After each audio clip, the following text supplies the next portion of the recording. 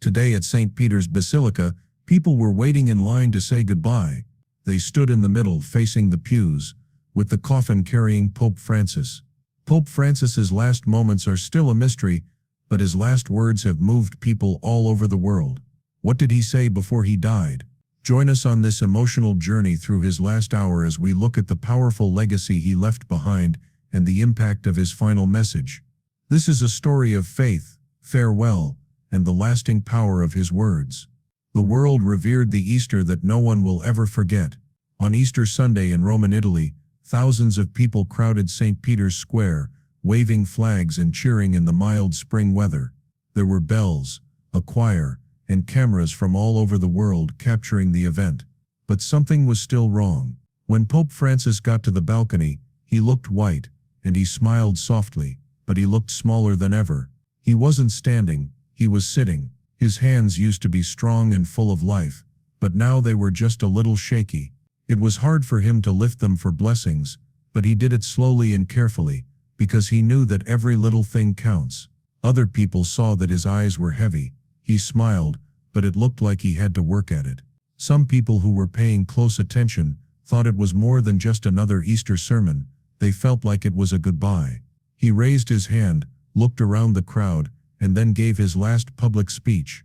It was a warning, a prayer, and a wish for peace in Gaza and Ukraine.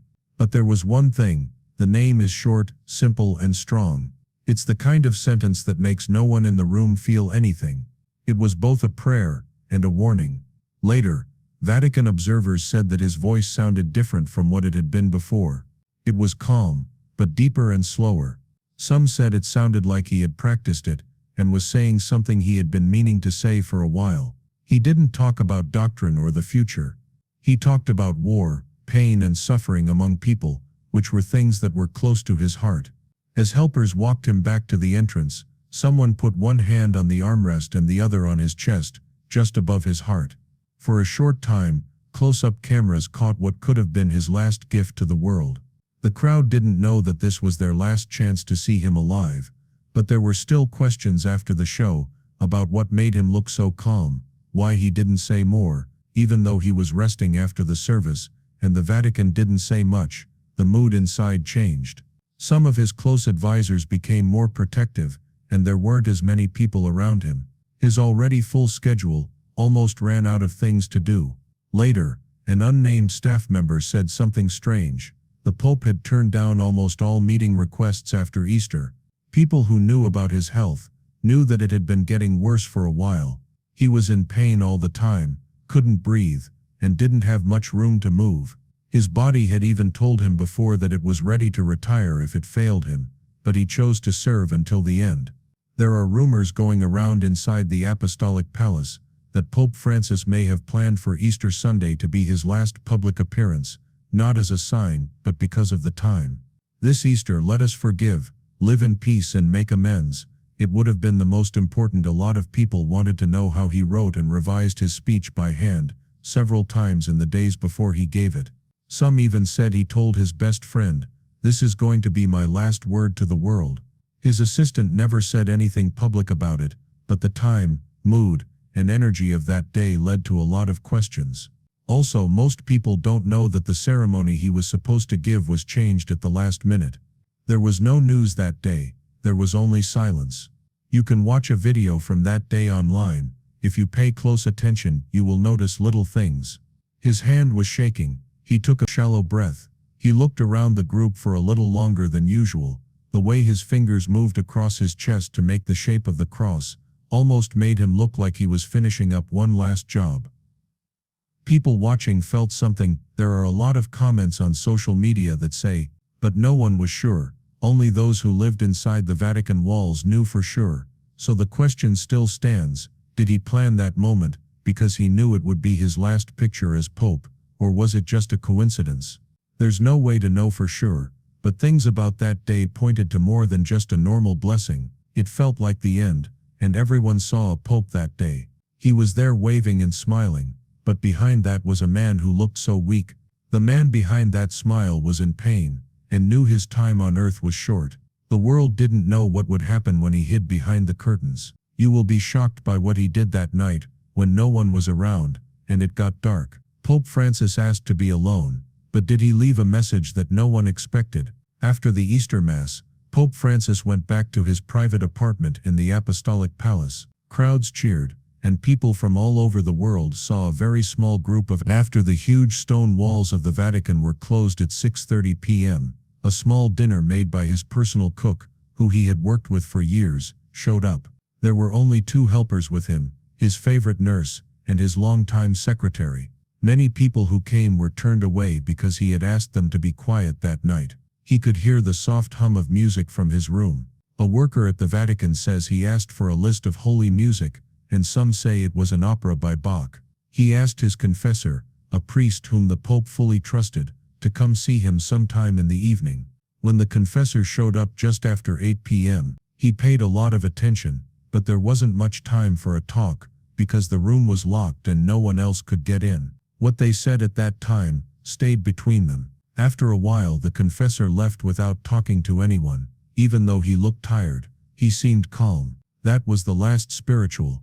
Before Francis died, a person who had worked for him for more than 10 years was called in just before midnight. Sources inside the Vatican say the Pope looked him in the eyes and said, "I'm ready." Yes, he had said this more than once in different places, but that night it felt like the end. Around midnight, an important event happened, and it was decided not to take him to the hospital, despite suggestions made by the Vatican's. He politely turned down medical staff, and was told to stay at the Vatican, where he had lived, worked and prayed for years. It wasn't for comfort. He thought that his last hours should be spent where he had served. People close to him say that he turned down all drugs except painkillers, and there was only him, a nurse and silence in the morning. The nurse who stayed all night would say that he had a smile when he passed, but it wasn't a sign of stress. It was peaceful, and it got lighter around dawn. She said that at 7:35 a.m., it had stopped for good. There was no warning, and there was only stillness. The apostolic chamber was turned on right away. This is how the Vatican has always handled the death of a pope for hundreds of years. A small group led by the Camera was told that the pope's ring fell off. The right official steps were taken exactly as written. The Vatican clock stopped for a few minutes to mark the event. No one was in the room, candles were not lit, and a quiet prayer was said. This is where the mystery gets more complicated. Some Vatican officials were seen going in and out of his private study in the hours after he died. One account says that he took a sealed envelope off his desk. Many people think that he left behind last instructions, which could be about writing letters to world leaders, planning for his successor, or sending a spiritual message to his followers. However, the Vatican has not confirmed this. One theory is that he wrote a letter weeks before Easter that wouldn't be opened until after he died. Some people think it might have something to do with his job as Pope, or with private thoughts he had never shared with the public, because there's nothing to report yet. A file that was put on his nightstand, and labeled in Spanish, was also seen by some visitors. They thought it held his personal notes. It was gone soon after his body was moved, and hasn't been seen since. Was this his way of tying up loose ends? He wanted to leave so many loose ends untied that we might never know about them.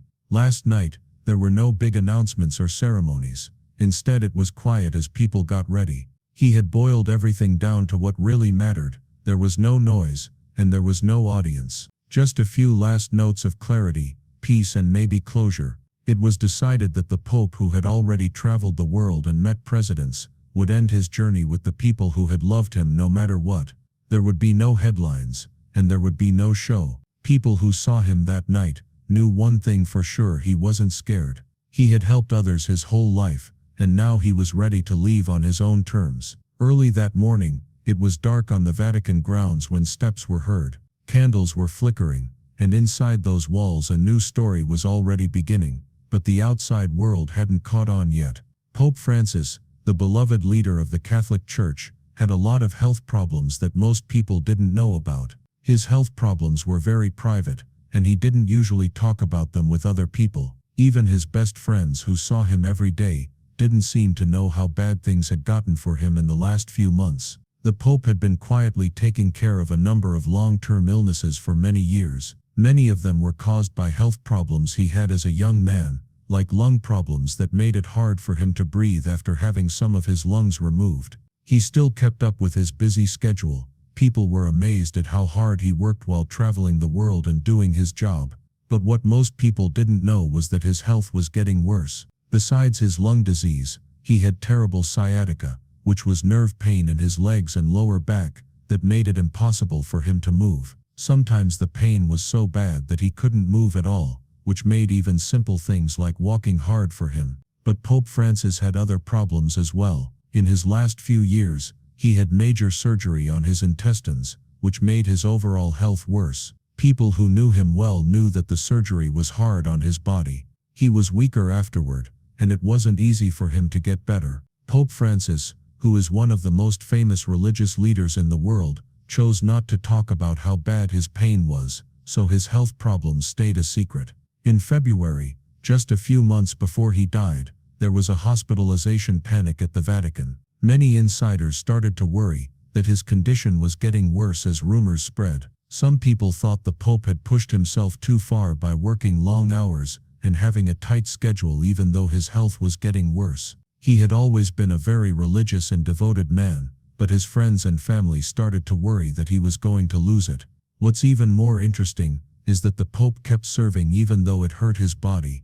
Did he hide how much he was hurting from his closest advisors? Some people inside the Vatican say the answer is yes. Francis did have a strong will, but there were. In interviews in the past, Pope Francis talked about death in a way that seemed calm and accepting. "When the Lord calls me, I will go," he said one time. These words, which he said many years before he died, almost sound like a prophecy. He clearly never feared death. Instead, he accepted it with the grace of a saint. Even though he knew he was going to die, his failing health still had a big impact on him. Some people think Pope Francis may have spent months or even years getting ready for his death. One of the things that made him a great pope was his ability to suffer in silence and use his pain to help others. He believed that suffering could be good for you spiritually if you faced it with love. He may have chosen to go through his pain without telling anyone, because one idea is that Pope Francis modeled his last hours after those of John Paul V and Benedict XVI.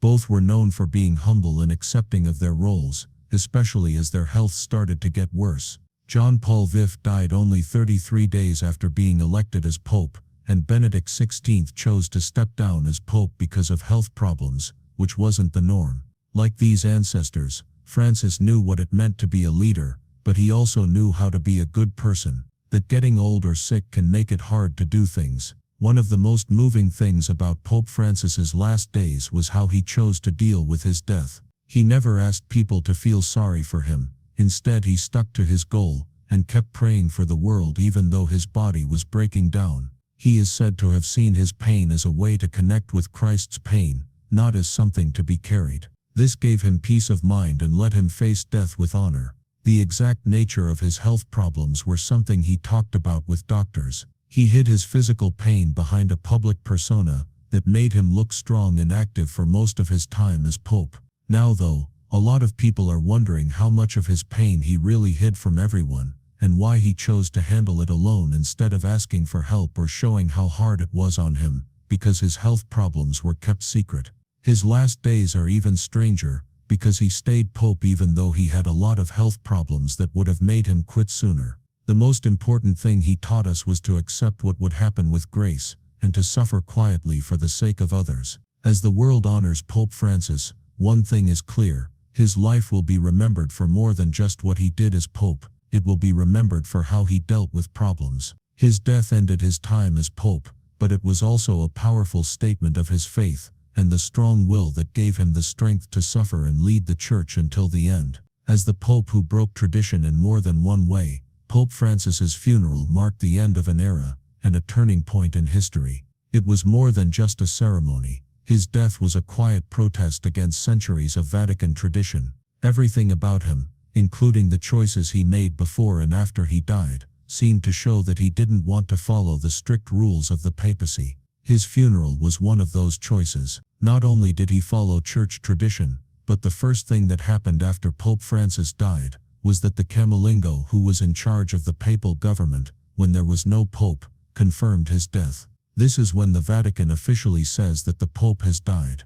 At this very moment, the papal ring, which stood for power and was called the Ring of the Fisherman, was destroyed. This is something that is done every time a pope dies to mark the end of his pontificate. The tradition goes back hundreds of years. Even though it was a quiet formal event, but we soon learned that it was the first of many decisions that broke the rules. The next one was a break from the history of the popes over the past 600 years, as had been the norm for many years. Pope Francis chose not to be buried under St. Peter's Basilica, as had been the norm for many years. Instead, he did something brave, and asked to be buried at St. Mary Major Basilica, which is one of the most important churches in Rome, and is known for it wasn't the usual place for a pope to rest, and people inside and outside of the Vatican were interested in the choice. Many wondered if it was a rejection of the hierarchy and formality that come with being a pope. This choice was very important to me personally, because Pope Francis had always cared about people. He led the Catholic Church from a very, very far away, and he also made it a point to reach out to the poor, the forgotten, and the people who were left out in many situations. He chose to be buried in an easy-to-reach church instead of a big tomb under the Vatican, because he didn't want to be hidden behind the Pope. He wanted to be with the people. The choice caused some unrest in the Vatican, especially among the more conservative parts of the church, and many saw it as a last act of defiance. It's possible that Pope Francis chose this time to give the church one last message, because he knew his time was running out. Was this his last message? People who want to change the rules of the Vatican could argue at his funeral. This is called custom and reform in the Catholic Church. On the day of his funeral, his coffin was carried through the streets of Rome while everyone watched. It was a historic event that looked like the whole world had come together to honor the man who had become Pope. Thousands of people came out to show their respect. The people carrying candles, shouting prayers, and showing strong emotion were sad, but also thankful for a leader who had made such a difference in the world. The procession was respectful, but it was clearly not like other papal funerals. It wasn't just a funeral, it was the end of an era. Some people thought it was the end of the papacy, but it wasn't just the end of a pope. This funeral showed how Pope Francis had changed the way people around the world saw the Vatican for the better. People from all over the world watched in silence as cardinals carried Pope Francis's body through the streets of Rome. It was a sign of the Church's unity and the loss of a man who had led it through one of its hardest times. The crowd's honest feelings said a lot. They were sad about the death of a pope and a man who had lived a humble, kind, and fair life. His funeral became a meditation session for people from all over the world, one of the most powerful events in history. There was a picture of St. Mary Major Basilica from above, which is where Pope Francis would be buried. The history and importance of this holy site were very different from those of the Vatican Grotto, where many of his relatives were buried. The fact that the two sites were placed next to each other spoke to Pope Francis. Francis's way of being pope is built on humility, simplicity, and a close relationship with the people. Pope Francis's funeral was more about the legacy he left behind than the end of his life. In his last days, he made a lot of things happen. He made decisions that showed who he really was, like breaking with tradition. He rethought what it meant to be pope, challenged norms, and did the opposite of what people thought he should do. Even after he died, he kept questioning the institution he had worked so hard to improve. Pope Francis's funeral was more than just a religious event. It marked the end of an era and a chapter in church history in a sobering way. It also showed that people can still find meaning in death. Did Pope Francis's death lead to miracles? The world's response was overwhelming. Could he soon be named a saint? When news spread that Pope Francis had died, people from all over the world sent their condolences. From world leaders to regular people, everyone felt a great loss. The sudden death of a man who had shaped not only the Catholic Church, but also culture and society around the world has generated a lot of feelings. Argentina, where he was born, had a very moving response. They declared a national day of mourning to honor Pope Francis, and the streets were full of people paying their respects by lighting candles and placing flowers at makeshift memorials. Sunflowers, his favorite flower, came to represent his life and legacy. Traditional blue and white Argentine flags were also placed to honor the Pope's roots. Many of his followers saw him as more than just a pope. They saw him as a leader,